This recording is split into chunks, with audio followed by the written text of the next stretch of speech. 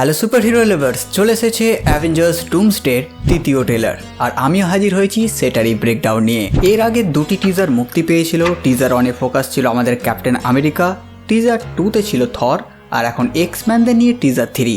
তো চলুন কী সব ডিটেলস দেখিয়েছে এই টিজারে সেই সব কিছু জানতে শুরু করি আজকের এই নতুন ভিডিওটি।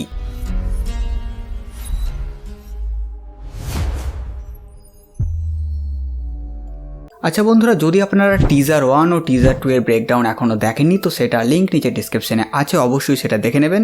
আর যদি এদিকে কথা বলি টিজার 3-র ব্যাপারে, তো হ্যাঁ, অবশেষে একটি সত্যিকারের টিজার বলার মতো টিজার পেলাম। আগের দুটি টিজারও দারুণ ছিল, কিন্তু সেগুলোকে টিজার কম আর গ্লিমস বেশি বললেই ভালো হয়। আর এই 3 নম্বর টিজারে ওজি এক্সম্যানদের দেখানো মানে তাদের এমসিইউ ফিরে আনা। আর এটা শুধু একটা মুভি না, বরঞ্চ সেই ওজি মার্ভেল ফ্যানদের জন্য নস্টালজিক মোমেন্ট বলাই ঠিক হবে।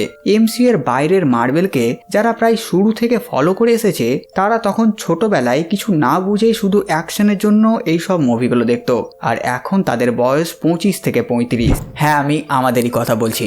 আমাদের এই জেনারেশন সেই টবের স্পাইডারম্যান থেকে শুরু করে এই ওজি এক্সম্যান দেখেই বড় হয়েছে। আর বড় হয়ে সেই মুভি আবার রিওয়াচ করে আরো গভীরে জানতে পেরেছি। আর তারাই অবশেষে ফিরে আসছে। এটার আনন্দ মুখে বলে বোঝানো যাবে না। টিজারের শুরুতে দেখা যায় এক্সম্যানশনের ভেতরের দৃশ্য। ক্যামেরা ধীরে ধীরে এগিয়ে যাচ্ছে, যেন এই টিজার আমাদের হিন্ট দিচ্ছে যে এই মুভিতে সিনেমাটোগ্রাফি কাকে বলে সেটাও দেখাবো। এরপর দেখা যায় এই এক্সম্যানশন ফাঁকা, এখানে কেউ নেই। এবার আমরা যারা এক্সম্যানের মুভি দেখেছি তারা তো সবাই জানি এই এক্সম্যানশন ফাঁকা থাকার কথাই না। এখানে কত গিফটেড চাইল্ড থাকে, মানে মিউট্যান্ট বাচ্চারা। তাহলে সবাই কোথায় গেল?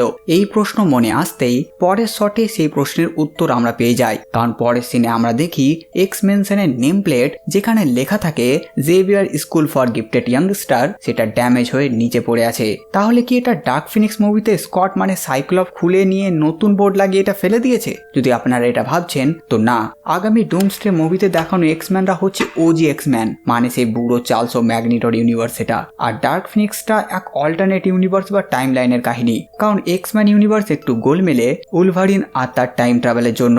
সেই যাই হোক, এই ইউনিভার্সের পুরো টাইম লাইন বুঝতে আমার বানানো বহু পুরনো একটি ভিডিও আছে, সেটি অবশ্যই দেখে নেবেন। ওকে, এবার টিজারে আসি। তো এই ভাঙা ড্যামেজ নেম প্লেট দেখে বোঝাই যাচ্ছে যে এখানে লড়াই হয়েছে। আর এখানে লড়াইটা মনে রাখা হবে battle of New York, battle of ওয়াকান্ডার মতনই। টিজারে তারপর দেখা যায় চেয়ারে একটি ফিগারকে।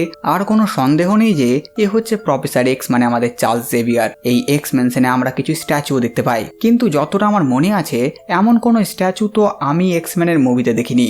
আর এই স্ট্যাচুগুলো কি এক্স মেনশনকে সাজানোর জন্য রাখা হয়েছে, নাকি এর পেছনে আছে অন্য কোনো রহস্য, সেটা এখনো ক্লিয়ার না। তারপর দেখা যায় প্রফেসর এক্স এর আইকনিক চেয়ারটা, যেটা সামনে এগিয়ে আসছে।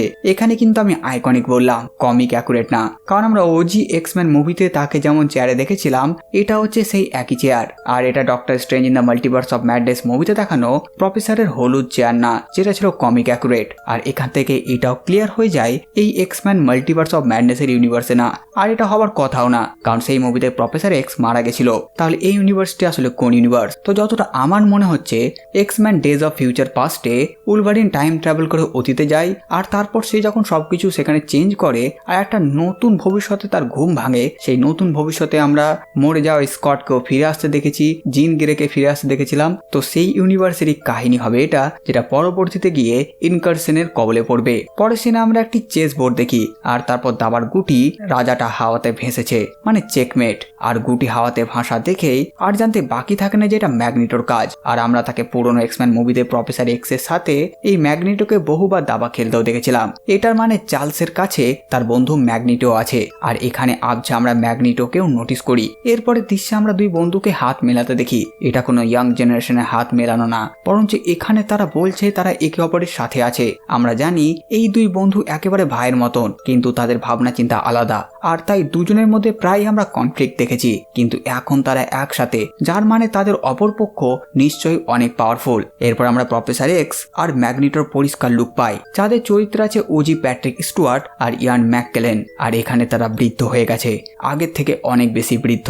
পরনে তাদের আছে একেবারে ভিন্ন আউটফিট, যেখানে প্রফেসর এক্স পরেছে প্রায় মিলিটারি স্টাইলের জ্যাকেট আর এক্স এর লোগোটা এখানে লাল আর কালো, কিন্তু ম্যাগনেটো পরেছে একদম ক্যাজুয়াল পোশাক। এরপর ম্যাগনেটো প্রফেসরের দিকেই তাকিয়ে হালকা হাসে, আর তারপরে দেখা যায় টিজারের সব থেকে বড় গুসবাম্পস মোমেন্ট, যেখানে আমরা দেখি আমাদের ওজি সাইক্লপ মানে জেমস মার্স্টেনকে, তাও তার কমিক অ্যাকুরেট সাইক্লপের কস্টিউমে। হাতে করে সে তার রুবি কোয়ার্টাজ ভিজারকে খুলে ফেলে আর সে চিৎকার করে ওঠে, মানে সে এখানে তার অপটিক ব্লাস্টকে কোনো ফিল্টার দেয়নি, একেবারে ফুল পোটেন্সিয়ালে ইউজ করে ফেলেছে। এখানে তার চেহারা থেকে বোঝা যায় একটা মারাত্মক ফাইট হয়েছে, আর সেখানে আমাদের স্কট সামার্স ভালোই মার খেয়েছে। পরের সিনে আমরা দেখি সে 2 হাঁটু মাটিতে গেড়ে বসে আছে, আর এমনভাবে আমরা তাকে অ্যানিমেটেড এক্সম্যান সিরিজেও দেখেছি। আর এখানে নোটিস করার বিষয় হচ্ছে সাইক্লপের ব্যাকগ্রাউন্ড, আর সেখানে আমরা বড় বড় 2টি পাও দেখতে পাই। এবার যারা এক্সম্যানের মুভি দেখেছেন তারা তো জানেনি এরা আর কেউ না বরঞ্চ সেন্টিনেল। আর তাছাড়া এটা যেহেতু ডুমসডে মুভির, তো এটা ডুমের ডুম বটও হতে পারে, কিংবা এগুলো এক্সম্যান ইউনিভার্সের সেন্টিনেল যেগুলোকে ম্যাজিক ব্যবহার করে ডুম নিজের কন্ট্রোলে করেছে, কিংবা যেহেতু ডুম নিজে একজন সায়েন্টিস্ট, তো হতে পারে এগুলো সে নিজেই বানিয়েছে যাতে এই ইউনিভার্সের মিউট্যান্টদের তাড়াতাড়ি শেষ করা যায়। যেটাই হোক, লাইভ অ্যাকশনে প্রথমবার আমরা সেন্টিনেলদের দেখব, আর এটার জন্য আমি অনেক এক্সাইটেড, কারণ এক্সম্যান মুভিতে দেখানো সেন্টিনেলদেরকে দেখে আমার মন ভরেনি। তাদের দেখে সেন্টিনেল কম আর পোলিও না পাওয়া রোবট বেশি মনে হয়েছিল। আর যদি আমি কথা বলি সাইক্লপের পাওয়ারের ব্যাপারে, তো কমিক্সের মতে তার এই অপটিক ব্লাস্ট মানে তার এই চোখ, যেটা আসলে অন্য এক ডাইমেনশনের পোর্টাল। আর যদি কেউ ভাবছেন সাইক্লপের চোখে সূর্যের আলো জমে লেজার তৈরি হয়, তো এই ধারণাটা ভুল, কারণ বাস্তবে তার চোখ দিয়ে খুলে যায় একটা ইন্টার ডাইমেনশনাল পোর্টাল, আর সেই ডাইমেনশন থেকে বেরিয়ে আসে পিওর কাইনেটিক বা র এনার্জি। আর এই এনার্জির কোনো তাপ নেই, কিন্তু ফোর্স ভয়ঙ্কর, তাই এটা মানুষ থেকে শুরু করে বিল্ডিং এমনকি সেন্টিনেলকেও ছিটকে উড়িয়ে দিতে পারে। আর এই কারণেই এটা হিট লেজার নয়, বরং এটা পিওর ডিস্ট্রাকটিভ ফোর্স, একদম কাঁচা নিয়ন্ত্রণহীন শক্তির প্রবাহ। আর তাই এখানেই গুরুত্ব আছে রুবি কোয়ার্টাজ ভিজারের। এই ক্রিস্টালই একমাত্র জিনিস যা ওই ডাইমেনশনাল এনার্জিকে ব্লক বা কন্ট্রোল করতে পারে। তাই এই বিমটা শুধু লেজার নয়, এটা অন্য কোথাও থেকে আসা পিওর এনার্জি, আর তাই এটা এত শক্তিশালী।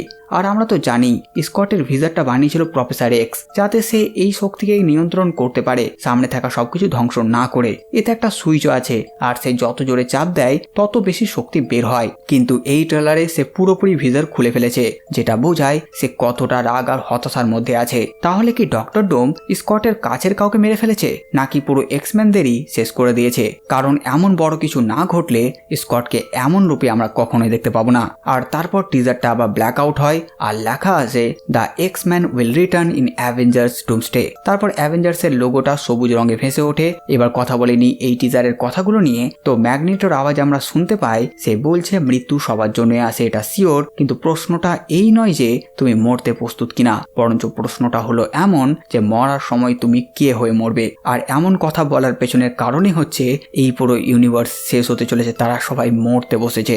আর এখানের ব্যাকগ্রাউন্ড মিউজিকে ওজি এক্সম্যানের থিম আর অ্যাভেঞ্জার্সের থিম এক হয়ে বাজছে, মানে দুটোর মিশ্রণ। আর তাছাড়া এক্সম্যানকে এমস এর মধ্যে দেখে সত্যি খুব ভালো লাগছে। একটা প্রপার গুড বাই তারা ডিজার্ভ তো করেই, যাতে পুরনোদের ভুলতে আর নতুনদের অ্যাকসেপ্ট করতে দর্শকদের প্রবলেম না হয়। আর মুভিতে এই ইউনিভার্সের এক্সম্যানদের বড় ভূমিকা থাকবে, তাদেরকে জাস্ট মারার জন্য টানবে না, কারণ তাদেরকে জাস্ট এনে মেরে দেওয়ার জন্য তো doctor strange in the multiverse of madness এবং ডেডপুল অ্যান্ড উলভারিনই যথেষ্ট ছিল। তাছাড়া এক্সম্যান দ্য লাস্ট স্ট্যান্ড মুভির শুরুতেই সাইক্লপকে মেরে ফেলার জন্য অডিয়েন্স খেপে গেছিল তাদের ওপর, কারণ যেমন অ্যাভেঞ্জার্সদের ক্যাপ্টেন আমেরিকা, তেমন এক্সম্যানদের সাইক্লপ সেম স্থান গ্রহণ করে তারা অ্যাজ আ লিডার। কিন্তু মুভিতে তাকে কখনো সেভাবে দেখানো হয়নি, আমাদের উলভারিনকে সেভাবে লিডার হিসেবে দেখানো হয়েছে সবসময়। কিন্তু যারা কমিক্স পড়েছে বা অ্যানিমেটেড সিরিজ দেখেছে তারা তো জানেই সাইক্লপ আসলে কেমন। আর তাই অডিয়েন্স খেপে গেছিল, আর তাই তাকে ফিক্সড করা হয় এক্সম্যান ডেজ অফ ফিউচার পাস্টের মুভি শেষে তাকে ফিরিয়ে এনে। আর তাই এত বছর পর তাকে আবারও ফিরিয়ে এনে চট করে মেরে তো ফেলবে না, বাকি মিউট্যান্টদের তারা মেরে ফেলতে পারে, কিন্তু আমার মনে হয় সাইক্লপকে আমরা সিক্রেট ওয়ার্সেও দেখতে পাবো। আর থাকলো বাকি মিউট্যান্ট, তো সবাই তো বাঁচবে না, মরবে তো অনেকেই। চার্লস আর ম্যাগনেটো আগেই মরতে পারে, কারণ তাদের লড়াই শুধু সেন্টিনেলদের সাথে হবে না, সাথে অ্যাভেঞ্জার্সের সাথে হবে, কারণ অ্যাভেঞ্জার্স ভার্সেস এক্সম্যান মোমেন্টও তো দেখাতে হবে স্টুডিওকে, যাতে আমাদের চিৎকার না থামে। তো আপাতত মার্বেল এই 3টে টিজারই মুক্তি দিয়েছে অ্যাভেঞ্জার্স ডুমসডে থেকে, যেখানে প্রথম টিজারে স্টিভ রজার্স, তারপর থর, আর এখন এক্সম্যান। 4 নম্বর টিজারে কি থাকবে সেটা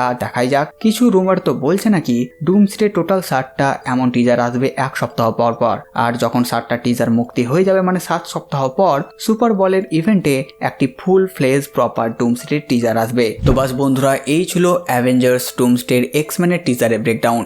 আপনারা কমেন্ট করে জানান ভিডিও আপনাদের কেমন লাগলো। সাথে সাথে আমার এই কাজটি আপনাদের ভালো লাগে ভিডিওটি লাইক, চ্যানেলকে সাবস্ক্রাইব করে দেবেন। তো আমি আসছি নতুন ভিডিও নিয়ে। আমি প্রিন্স সালমান আর আপনারা দেখছিলেন বংলাভ কমিক্স।